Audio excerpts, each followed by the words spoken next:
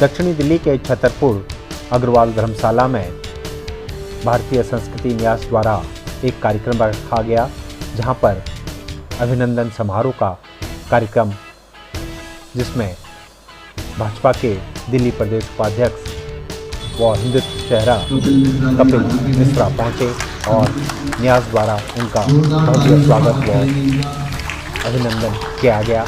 तस्वीरों में आप साफ देख सकते हैं कि भारी संख्या में यहाँ पर लोग उनके ओजस्वी भाषणों को सुनने के लिए पहुँचे हुए थे। साथ ही यहाँ पर हिंदू संगठन, सामाजिक संगठन, राजनीतिक संगठन और कई समाज से जुड़े हुए गणमान्य अतिथिगण भी पहुँचे और सभी ने यहाँ पर आकर उनका अभिनंदन किया। देखिए, जवानी है कपिल मिश्रा, इस देश की युवा की जवानी है कपिल मिश्रा। सोए हुए थे जो अब तक हिंदुस्तानी, उनको जाग उठाने की कहानी है कपिल मिश्रा। देखो,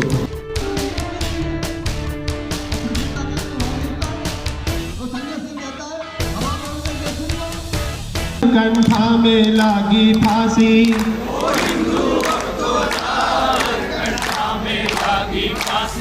कंठा में लागी फांसी, सब लोग उड़ावे हंसी, कंठा में लागी फांसी, सब लोग उड़ावे हंसी।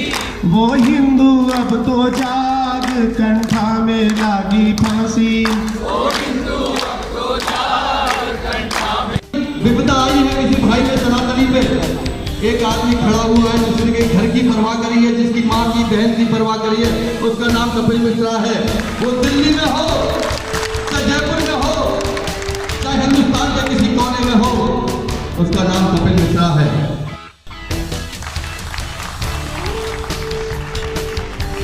करेंगे, मुझे नहीं कहना पड़ा ना। दी भाई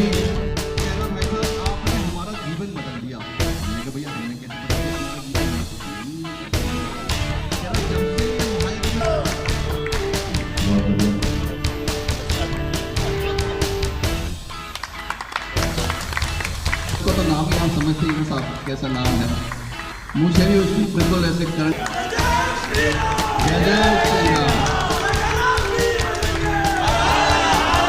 बहुत देर की बात है।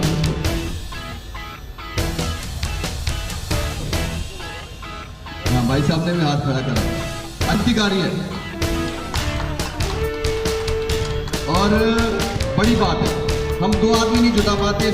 बनवासी भाई बन रहा है आज ईसाई, कद तेरी ये अंगड़ाई भारत के काम न आई, कब तेरी ये अंगड़ाई भारत के काम न आई। वो हिंदू अब तो जाग, कंठा में लागी फांसी, वो हिंदू अब तो जाग, कंठा में लागे फांसी।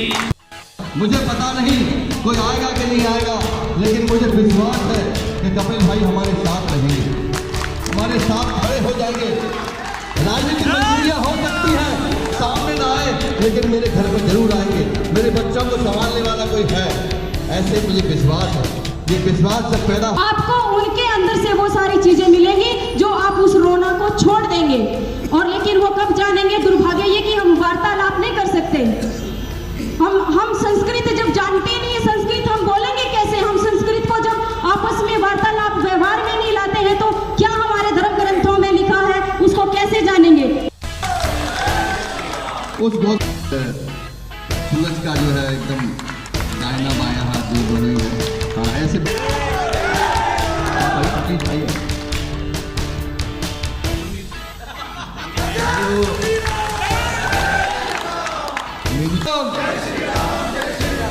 जोर से आवाज, जोर से बोलो जय श्री राम, एक ही राम। आइए भाई, तो विपिन भाई याद करके बताना पड़ता है हमको। ये तो जाते समय कर देंगे, ऐसा ना एक ग्रुप फोटोग्राफ आप कर दिया।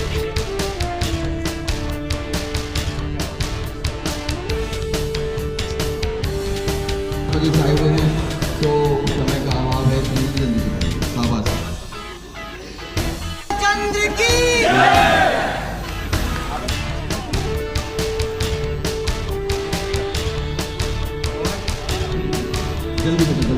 गौरी गजनी आया, मठ मंदिर तेरा ढाया।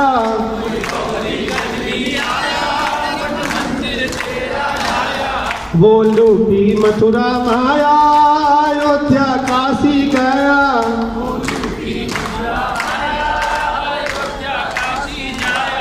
वो हिंदू अब तो जाग, कंठा में लागी फांसी।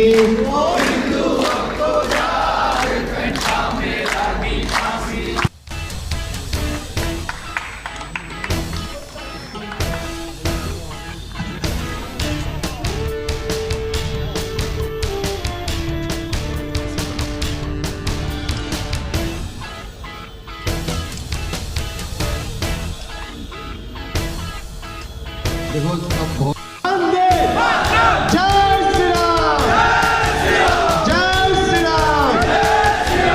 तू गहरी नींद में सोया, तेरा देश पराया होया। तू गहरी नींद में सोया, तेरा देश पराया होया। तूने अपना सब कुछ खोया, पर छोड़ी नहीं उदासी, कंठा में लागी फांसी। पर छोड़ी नहीं उदासी, कंठा में लागी फांसी। वो हिंदू अब तो जाग, कंठा में लागी फांसी। वो हिंदू अब तो जाग, कंठा में लागी।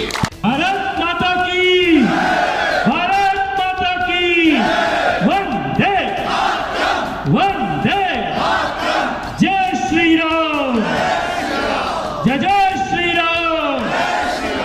राजनीति में धर्म और राष्ट्रनीति, क्या है ये विषय? सबसे पहले हमारे देश की राजनीति से धर्म को ही खत्म किया गया और हमारे दिमाग से राष्ट्रनीति को खत्म किया गया। आज इस देश में एक इंजेक्शन दोबारा लगाया जा रहा है। ये इंजेक्शन अंग्रेजों का बनाया हुआ इंजेक्शन था। जब अंग्रेजों को इस देश में राज करना था तो वो एक बीमारी लेके आए थे। वो बीमारी थी जातिवाद की बीमारी। हिंदुओं को बांटो और बांटने के बाद काटो, क्योंकि हिंदू बटा तो देश बटा। आज वो इंजेक्शन दोबारा लगाने की कोशिश की जा रही है। मैं इस मंच के माध्यम से ये तराजू आपके हाथ में देके जा रहा हूं। इस देश का, धर्म का और आपके परिवार का दुश्मन कौन है, इसकी पहचान करने के लिए कोई ज्यादा सोचने की जरूरत नहीं है। जो आपके बीच में आके जातियों के भेदभाव को खेले, तो वो आज तुम्हें बांटेगा और कल तुम्हें। कोई उठता हुआ भारत है, जागृत होता हुआ भारत है, शेर की तरह खड़ा हुआ भारत है। एक जमाने पे सोने की चिड़िया होता था, चिड़िया देख के शिकारी आते थे। आज सोने का शेर है, किसी माइकेलाल की औकात नहीं है। जीडीपी भी बढ़ रही है, इकोनॉमी भी बढ़ रही है, इंफ्रास्ट्रक्चर भी बढ़ रहा है, हाईवे भी बन रहे हैं, एयरपोर्ट भी बन रहे हैं। हर क्षेत्र में आपको बदलाव, डिजिटल में आपको बदलाव दिखेगा। चंद्रयान जाके उतरा हुआ है चांद की धरती पे, जहां दुनिया का किसी का आज तक नहीं उतरा। पहली बार साउथ पोल में भारत का चंद्रयान उतरा और उतरा तो उतरा। उसका नाम भी शिव शक्ति रखा गया। स्वाभिमान भी जागृत हो रहा है। भारत के धर्म स्थल कैसे बदल रहे हैं, जाके देखना हो तो केदारनाथ जाके देख लेना। प्राकृतिक आपदा ने बर्बाद कर दिया था। 1000 साल पहले भी इतना भव्य मंदिर नहीं बना होगा जितना आज बन के तैयार खड़ा हुआ है। सोमनाथ के प्रांगण में जाके देख लेना। जब भी समझ नहीं आए तो बाबा बैद्यनाथ के दरवाजे पर जाके देख लेना। बाबा बैद्यनाथ के मंदिर से थोड़ी दूर पे हवाई जहाज उतर रहे हैं, एयरपोर्ट बन के तैयार खड़ा हुआ है। जब भी समझ नहीं आए तो काशी विश्वनाथ पे जाके देख लेना, जहां पे इतनी बड़ी मस्जिद दिखती थी, ये छोटा सा गलियों के अंदर दबा हुआ बाबा का मंदिर दिखाई देता था। आज गूगल पे भी करके देख लेना, आपको ये भव्य मंदिर, माँ गंगा रोज सुबह सामने से महादेव के दर्शन करती हुई दिखाई देती है। रोज बीच में कुछ और महादेव की कृपा हुई तो थोड़े ही दिनों में ज्ञानव्यापी में भी जल चढ़ाने का मौका मिला। और उसके बाद भी भरोसा ना हो तो अयोध्या में रामलला का पंडाल।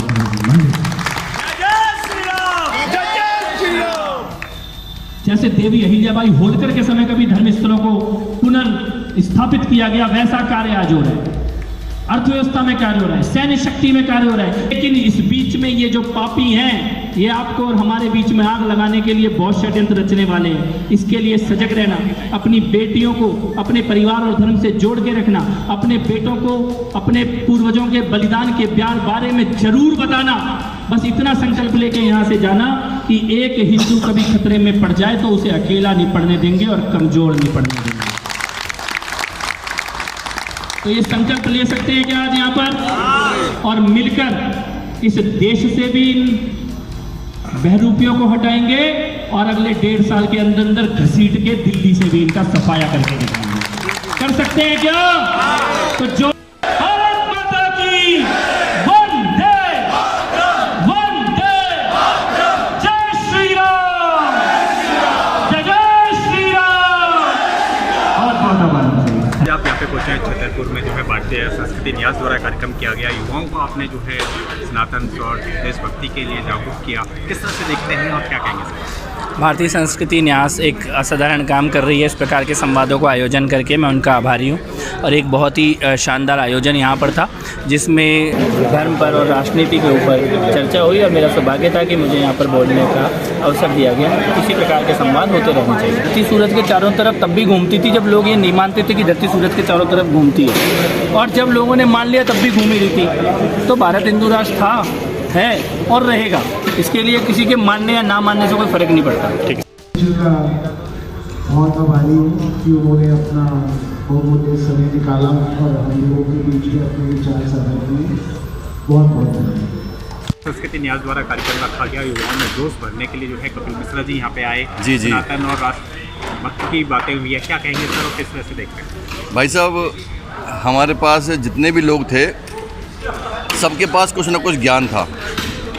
किसी ने कविताओं के माध्यम से अपनी बात रखी, किसी ने वेद की बात रखी, किसी ने हमारे रामायण की बात रखी, किसी ने रामकृष्ण की रखी।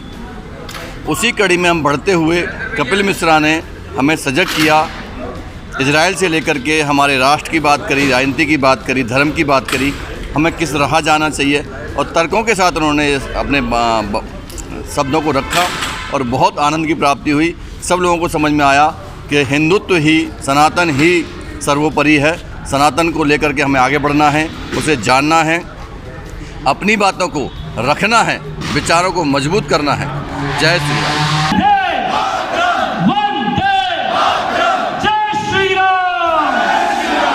भारतीय संस्कृति न्यास द्वारा एक कार्यक्रम रखा गया युवाओं को जोश भरने के लिए। आप जो है यहाँ पे कपिल मिश्रा जी भी आए थे। आज किस तरह का रहा कार्यक्रम और क्या कहें? हाँ, एक हमारे ये प्रयास था कि बच्चे आएँ और उनको एक ये समझ आए कि हमारी संस्कृति क्या है, संस्कार क्या है, राजनीति क्या है, और राजनीति में धर्म की इम्पोर्टेंस क्या है, राष्ट्र की इम्पोर्टेंस क्या है, वो सभी है। आप देख रहे हैं अभी जैसे वेब सीरीज़ है, अगर मैं हिंदी में करूँ तो है क्या वो, आप गंद परोस रहे हैं ना। अब मकड़ जाल जो है, मकड़ जाल वेब का मतलब अब जाल बना रहे हैं, जाल बचा के नए बच्चों को फंसा रहे हैं उसमें, छोटे छोटे बच्चों को, उनमें आप देखो गालियाँ दे रहे हैं। इन सभी से दूर करना एक हमारा जो है ये संस्कृति न्यास जो हमने बनाया है, उसका ये परम उद्देश्य है।